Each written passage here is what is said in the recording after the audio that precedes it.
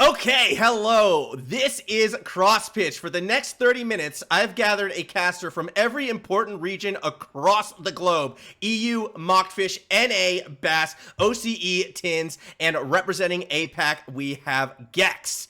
This, though, is not your friendly place to just gather together and casually discuss things. No, we are having a rapid-fire debate talk show where, as our casters provide points, I will be giving them points. If they make bad points, I'll take them away, and at the end of about 20 minutes or so, we're going to be sending one of them home.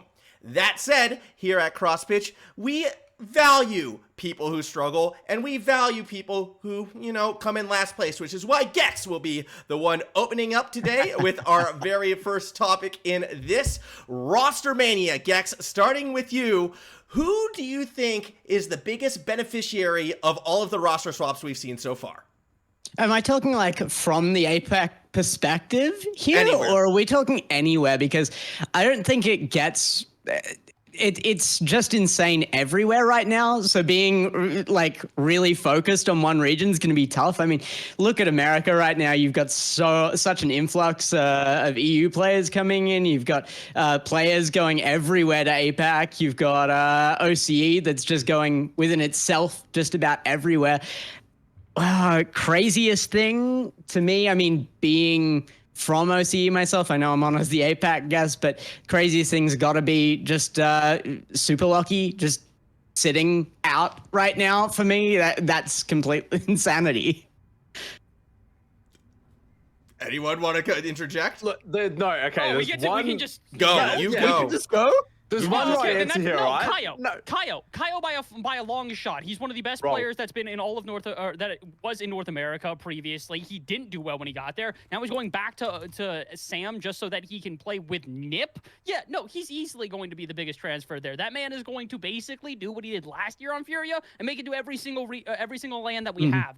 Kaio, without a doubt, in my mind. No, the biggest transfer is Rise throwing out all of North America into a spin. Okay, yeah, all right. Don't worry about it. We're not going to go over there anymore. Com's going to leave. All these people going to, never mind. I'm going to Oxygen. Screw you guys over at NA. But it didn't actually do anything. He went to North America and everybody went, man, this kind of sucks. And then he left and everybody went, well, guess I'm going back to my team. But at least it makes it makes my RLCS skin choice right. It's fine.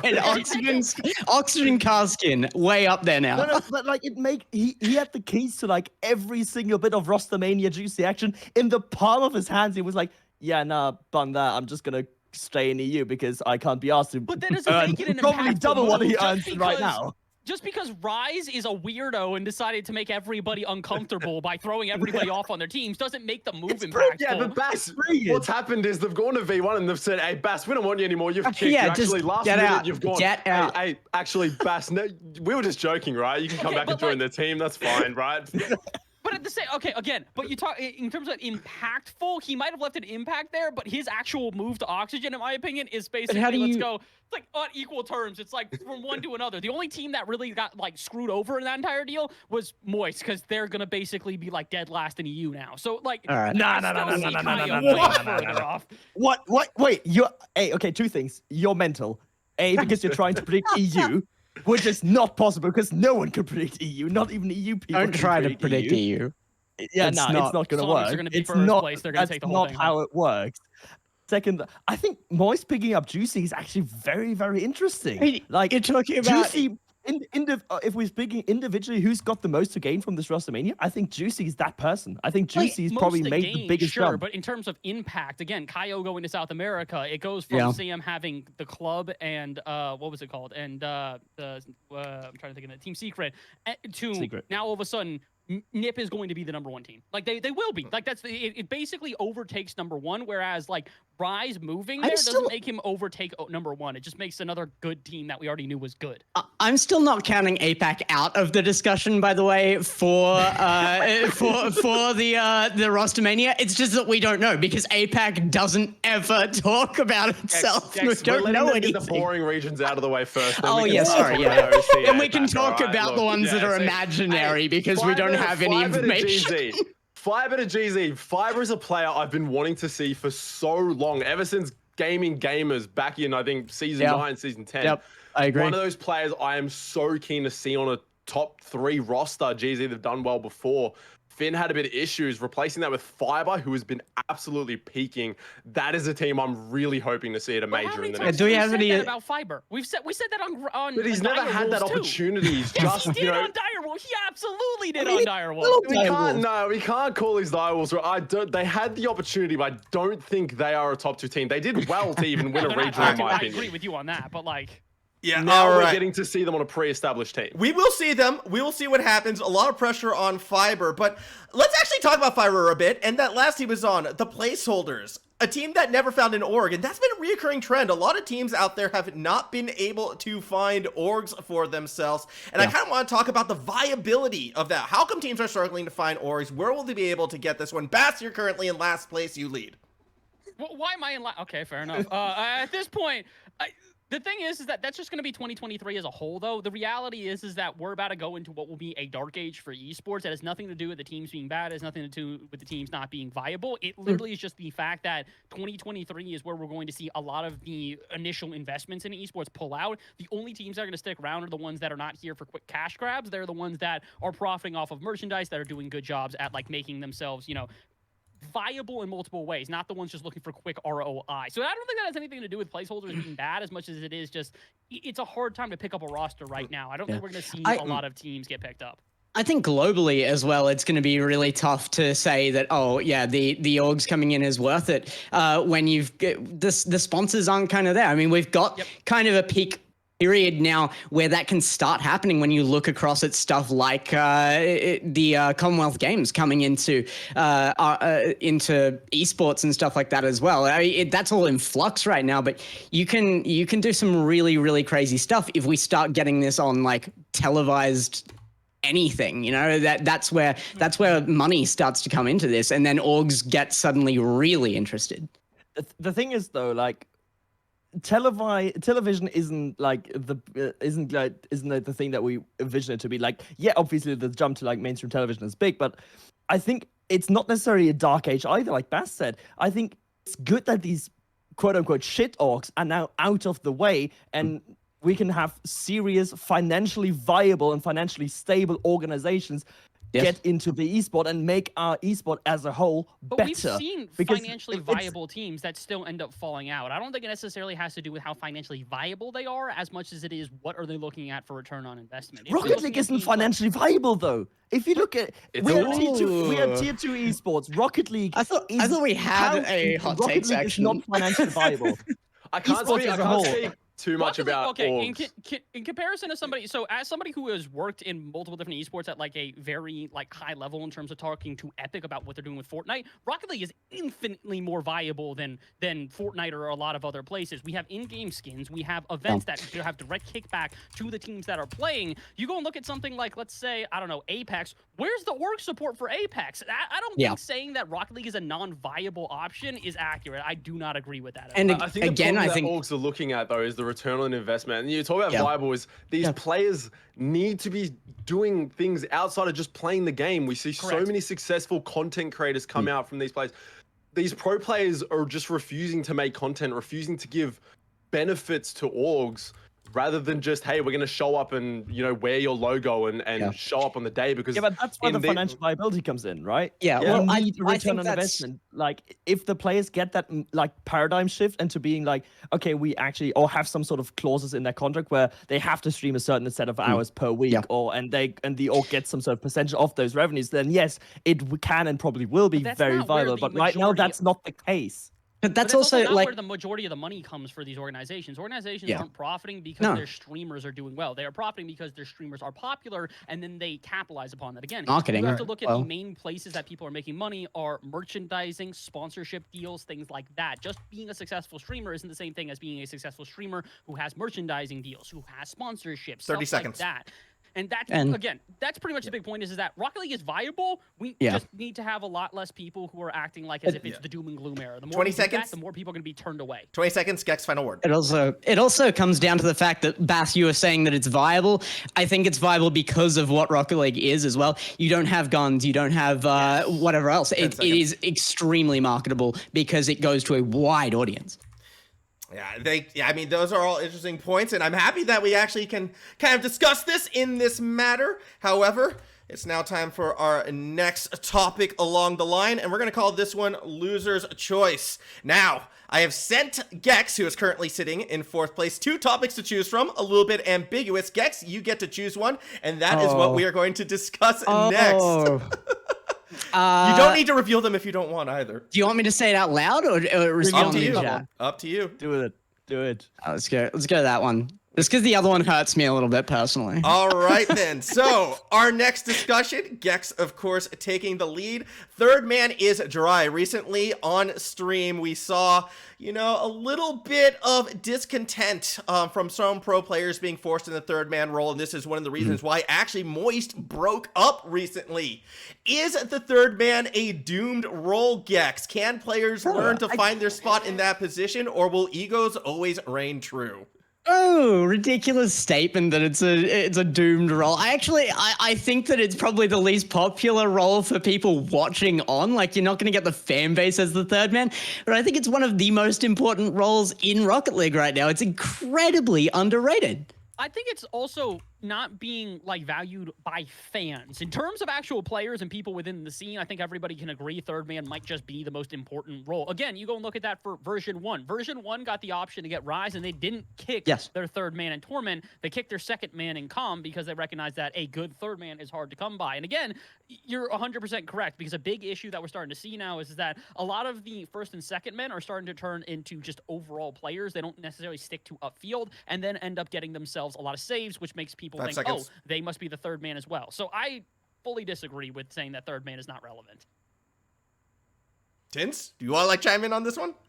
Look, I just gotta say, if you can play a third man, the problem is you will never be that star player. So when you are in that trade window, you're never going to be everyone's, we need this player, we need this player. You look at, in terms of OCE, Scarth in Season 9 was known for doing it, and was going to go to Season 9 Worlds. Unfortunately, it did get cancelled due to COVID. All these players have made such good careers out of being able to be that third man. I really think egos can start to get in, why aren't I getting more of the play? Why aren't I getting involved more? And that's when it starts to break up. But third man, they are so crucial to the role, but they're never people's front runner for these types of positions when new teams are forming. The thing is, right, if you look, I want to draw up an analogy here. When Leicester City won the Premier League title in 2016, who was their most valuable player? It wasn't Jamie Vardy, it wasn't Riyad Mahrez, it was N'Golo Kante running everything in midfield. And that sort of player is exactly the same in Rocket League as well. You need a good third player. You need that foundation to build up a good team, because without that, you're nothing. I don't think that, despite winning MVP of the major either, that Jack could possibly, you couldn't sway me to think that he actually was the biggest thing there. I think that it was the third man that made that roster win there. Sure, he's fantastic, absolutely. But I think that Noli made that team work, even if he wasn't the crucial moment at every single point. He made it solid. He made it solid, but there's also a million solid third man. And if you're arguing that the third man is the reason for in the linchpin, why didn't version 1 win the whole fucking thing? That doesn't make any sense. At the same time, it's just how does that correlate if you're saying, again, the point is that the third man is a crucial role, but I would not say it's more impactful than the other 2 roles. I don't think any of the roles have more of an impact than the other. I would agree with the initial point that third man is more neglected, but again, I don't think that it's necessarily that the third man is more important than the other 2. No, but I think it was in that case. I think it was in that one case. Nah, going on that point there, 100%. Best Rocket League is played when all 3 members are getting a part of the role. They're all rotating. That is when magic happens on the field.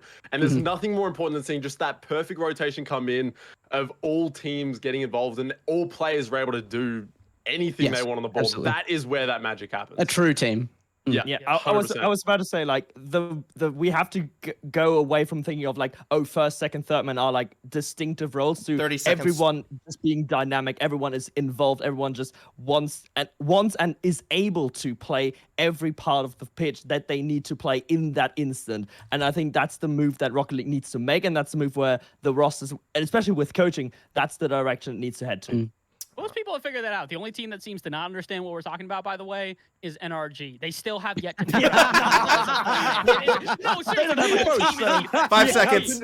Can we confirm they've actually signed up for this split? Are they still together? Because surely something's got to change there, right? They're not even going into qualifiers. Look, I mean, they're coming together. They'll get there in time, but it's now time for our next section, which is going to be the rapid round. 3 quick topics, a minute and a half each. Mocked, you're currently in that bottom's position, so I want your opinion. Oxygen, they've changed up their roster. They're looking spicy right now. Are they the new #1 team in EU? No way. No fucking way. Thank you. I'm sorry. What? What were you smoking before this formal? No. Oxygen.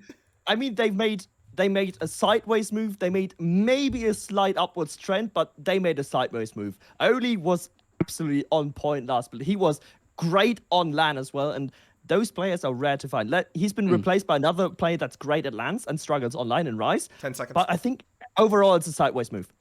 Best EU team right now has to be Gen G, in my opinion. Yes. That's my team. My team, not yours. Mine. Sorry. Really? Power all the way. I'm taking points from that. You're losing points for that one. Worth it, 100% worth it.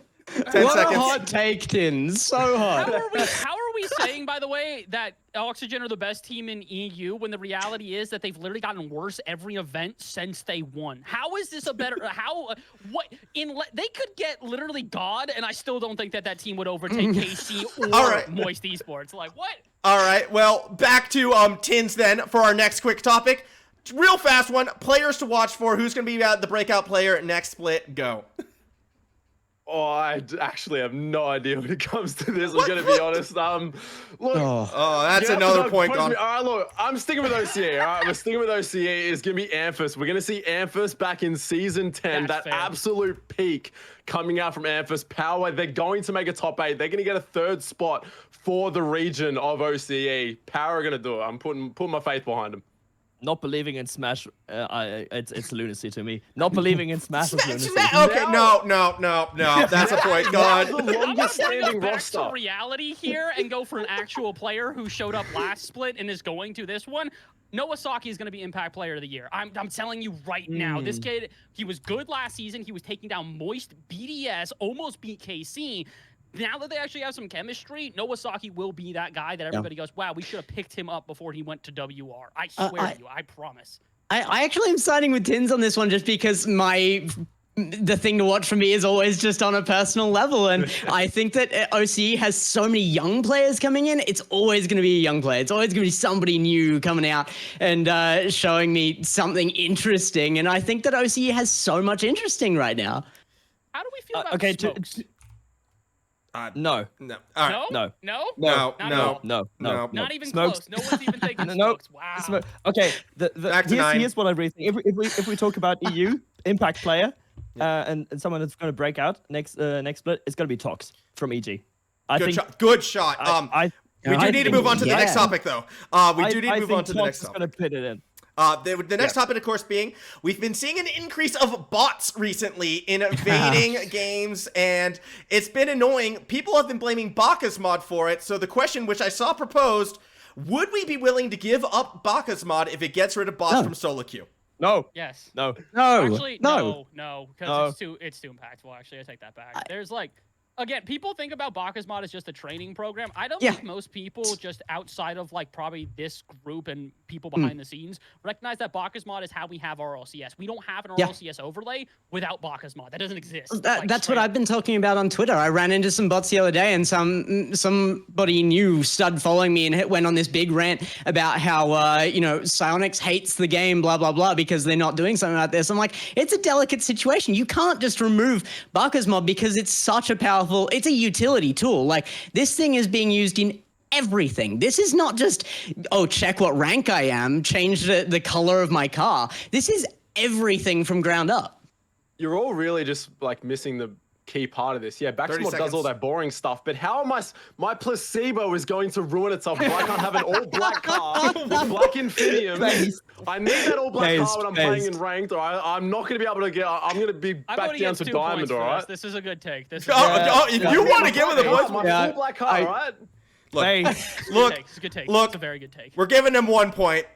And then, unfortunately, we're going to be saying goodbye because it's time for our first elimination. And JR Tins, sorry to say, did not make the cut. So, I tried, man. I tried to give you 2 points. You would have stayed. I tried. I appreciate it. Look, my take was the best. I lost 2 points because of that take, and I'll say it a time and time again. It is worth it. I will say, Tim, you do have to stick around, though. We're not kicking you out completely. However, have been eliminated from this one. How do I'm gonna find a way. You're also not allowed to leave because all the cameras will go haywire. Yeah, that as well. But here's where we go from here, though, because Tins technically has been eliminated, and I'll figure out how to mute him as we go into our next section. It's going to be the hot take section. All of you gave me a hot take. Tins is out, which means we get to discuss Tins's hot take, which I just moved over the top of that one.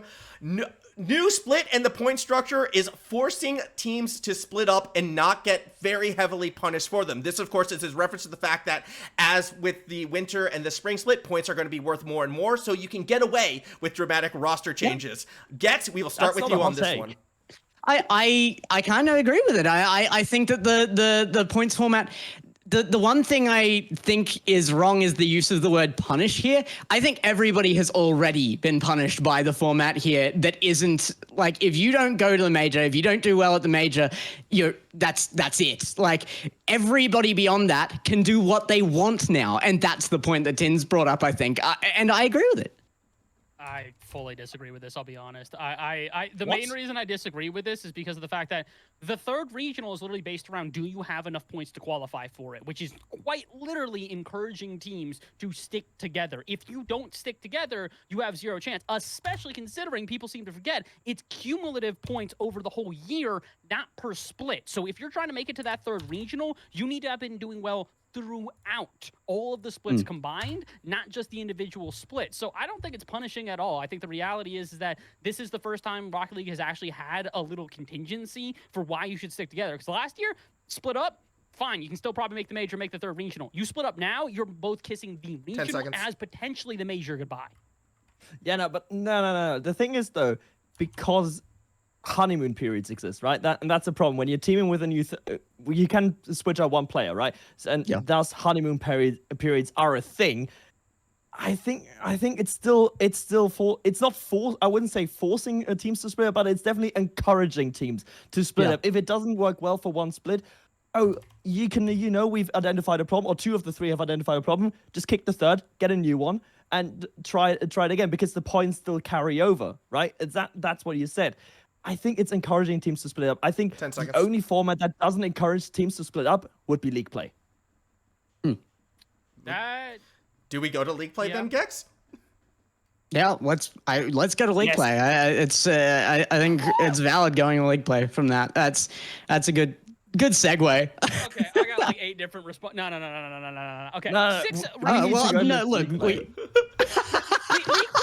Mark is like, no, he can't tear me down. Don't let him. Every benefit that we're at right now, in terms of like where we're at, league play would make no sense. First off, the only reason that the gaps have closed and league play even seems viable at this point to make interesting matches is because we've had an open format for over a year now that has encouraged teams to accelerate to the degree that they are. We're not playing nearly as many games in a league play. We're not playing nearly as many interesting teams when you're in a league play. Like, think about it this way. You get one shot against Gen G if you're some crap bubble team in North America. If you're playing in a game, if you're playing in something like this, maybe you'll get matched up against them in Swiss, maybe you'll get matched up wherever. And secondly, we go to league play, we have to have a tier 2. We don't have a tier 2. Without a tier 2 like RLRS, league play doesn't make any sense because none of the bubble teams get a chance. All right. Let me explain, okay? We would have to reintroduce RLRS, but that's the beauty of it. We get to reintroduce RLRS. We get to bring it back. Different tiers. You could get what makes you top down. Bring back RLRS. Yes, 16 teams. Play? RLRS. 16 teams. National after that. It's good. It would be so good. It would. We are at this point because of the open format. We are at the point because of the open format, but the open format has run its course. We are ready to go back to league play. All right. No. 30 seconds left, Gex. Final word. We've talked about like the bottom ends and the switching. What about the absolute force of the top end to not be able to change as well? I know most formats wouldn't allow for too much change in that top end, but we are seeing teams that we expect to do even better that just are sticking as well at times. And I think that can also be a bit of a worry. It could be, but, well, we'll see where things go. See how many teams do break up between that winter and spring split. I think that would be a big determiner in this one. But alas, it is time for our second elimination. Gex, I'm sorry to say, you are 1 point short on this one. So our final showdown is going to be between Bass as well as MachtFisch. Gex, you can still speak to the others, but I have muted you from this. Same thing with Tin. So if you guys want to be as distracting as possible for this final showdown, go for it. And, well, for the final showdown, we're going to keep things nice and simple. It's all about why we should watch your region. What makes NA better than EU? What makes EU better than NA? This has been so played out for so long. I did not script this to happen like this, but we got to do it one more time. Mocked. I feel like EU has always made NA, you know, kind of its bitch. So we're going to get NA to start this one off. Give them a fighting chance. Bass, lead us off. This is about to be as easy as possible. There's only one reason that your fraud region keeps on moving over here, along with every other fraud region on the planet, is because literally all of you go, man, NA is great. They have better salaries. They have more competitions. It seems like there's more second-party events because when's the last time we saw an EU event that was over $12 in order to play for? At this point, the reality is NA is the most desirable region. It's why we have 2 teams from South America up here. It's why we've got a team from EU. It's why Rise even considered moving over here, is because this is the region where if you want to prove yourself, you have to do it against the best. And the best right now is North America. I agree that the outside factors are part of why NA is very, very attractive. That is a simple statement of fact that cannot be denied. Salary is better. As you said, like everything, like esports side is better in NA than it is in the EU. But the more entertaining region to watch, the more entertaining region to follow, because you don't have a clear top team. You don't have clear, and everything can happen, is EU. Gameplay-wise, EU is the better region to follow. If you want to support a team, you are going to suffer a lot of heart attacks, which is great as a fan, and it makes you more invested into each team that you follow as well, because you get to live through those up and down. You get to live the emotion. You get to live the flair of just following a team and having that sort of bond with it. And that's what makes EU great. It's not about the money. It's about the passion. But in counterpoint to what you exactly just said about the fact that it's like we don't have a top team, that's what makes it exciting in comparison. Again, Max, I know you'll relate to this probably growing up in the States. The reason people like watching the Yankees fall is because they have been the gods for so long. And everybody wants to see the Yankees die. Everybody wants to see that team lose. That's where it's at right now. Last year, the #1 narrative we had in North America was, is any team going to be better than G2? And every time G2 lost, everybody went absolutely apoplectic. Versus in EU, 5 seconds. You take down the best team. Okay, everybody goes, well, yep, that's EU, I guess. Like, it is in EU versus North America, where that is the narrative we are building. Yeah, but the narrative doesn't need a big villain, right? No, it doesn't need a big villain. I mean, it's an interesting narrative to have the big team that just it's everyone, and then be like, oh yeah, we finally slayed the giant. But what if you don't have the giant? Then you just have a healthy competition of multiple teams that can achieve everything that you can have, and it's literally upon them and themselves only to deliver. And that's, for me as a European, much more enticing to just take glory in taking down a giant, is to, you know, have glory through fighting through equally strong opponents. So I'll bring up a point you made. Why was Leicester winning Premier League then so exciting? Because they were a team that was nobody's, taking down what was the biggest 4 that were out there. 10 seconds. Taking down Liverpool, taking down Man City, taking down Man United, taking down Chelsea, taking down Arsenal, taking down all of these big teams. Versus in North America, we have our big 3. It's FaZe, it's Gen G, it's G2. Hell, you can throw version 1 in there. Well, and with that is game. Mocked, I love you. I thought you were going to win it. Somehow you fell back into 3rd place. Gex comes in 2nd place. Tid's still back and forth, but Bass is our winner. Bass, you have 45 seconds. Everyone else is muted. The mic is yours. all I'm going to do at this point is say that valiant competition from anybody else. As much as I do believe that North America is the strongest, I also understand everything Macht is saying. I agree with him 1,000% on what he is talking about. In addition to that, also, if we're really going to argue over which region is the most exciting in terms of like top heavy, I want to see the villain go down, go watch APAC. It's not just that I'm on it, but it's seriously, someone's going to be James Cheese at some point in this year. And when it happens, everybody's going to explode. On top of that, go watch the WR streams. I'm on those. I'm plugging myself at Bass in the Past on Twitter. This is my only time I'm going to do that. Yeah, that's about it. Anyways, thank you to Max Formal. This has been a fantastic event. This is my trophy. My cat got on my computer again. Anyways, goodbye.